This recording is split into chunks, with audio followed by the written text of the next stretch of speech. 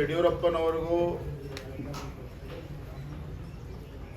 ವಿಶೇಷವಾಗಿ ಉತ್ತರ ಕರ್ನಾಟಕಕ್ಕೂ ಒಂದು ಅವಿನಾಭಾವ ಸಂಬಂಧ ಹಿಂದಿನಿಂದಲೂ ಕೂಡ ಇದೆ. ತಂದೆಯವರು ಮುಖ್ಯಮಂತ್ರಿಗಳಿದ್ದಾಗ ವಿಶೇಷವಾಗಿ ಗುಲ್ಬರ್ಗದಲ್ಲಿ ಕ್ಯಾಬಿನೆಟ್ ಮೀಟಿಂಗ್ ಮಾಡಿರ್ತಕ್ಕಂಥದ್ದು ಇರ್ಬೋದು, ಗುಲ್ಬರ್ಗ ಜಿಲ್ಲೆ ಮತ್ತು ಕಲ್ಯಾಣ ಕರ್ನಾಟಕಕ್ಕೆ ಹೆಚ್ಚು ಅನುದಾನವನ್ನು ಕೊಟ್ಟಿರ್ತಕ್ಕಂಥದ್ದು ಇದೆಲ್ಲವೂ ಕೂಡ ನಾವು ನೋಡಿದ್ದೀರಿ.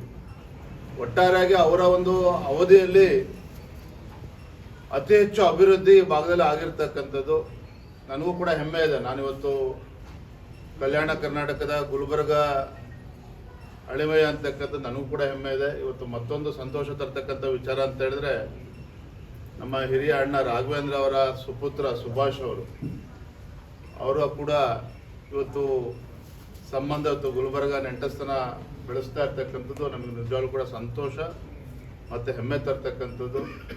ನಮಗೆಲ್ಲ ತಿಳಿದಿದೆ, ಇವತ್ತು ಲಿಂಗರಾಜ್ ಅಪ್ಪ ಪಾಟೀಲ್ರವರು ದೊಡ್ಡ ಕುಟುಂಬ ಅವ್ರದ್ದೇ ಆದಂಥ ಒಂದು ಹೆಸರು ಕೂಡ ಇರ್ತಕ್ಕಂಥದ್ದು. ಒಂದು ಸಂಬಂಧ ಎಲ್ಲರೂ ಕೂಡ ಸಂತೋಷ ತಂದಿದೆ. ವಿಶೇಷವಾಗಿ ನಮ್ಮ ಗುಲ್ಬರ್ಗ ಜಿಲ್ಲೆಯವರಿಗೆ ಇನ್ನೂ ಹೆಚ್ಚು ಸಂತೋಷ ತಂದುಕೊಟ್ಟಿದೆ. ಹೇಳಬೇಕು ಈಗ ಪಾಲಿಟಿಕ್ಸ್ ಬಗ್ಗೆ ಮಾತಾಡೋದಾದ್ರೆ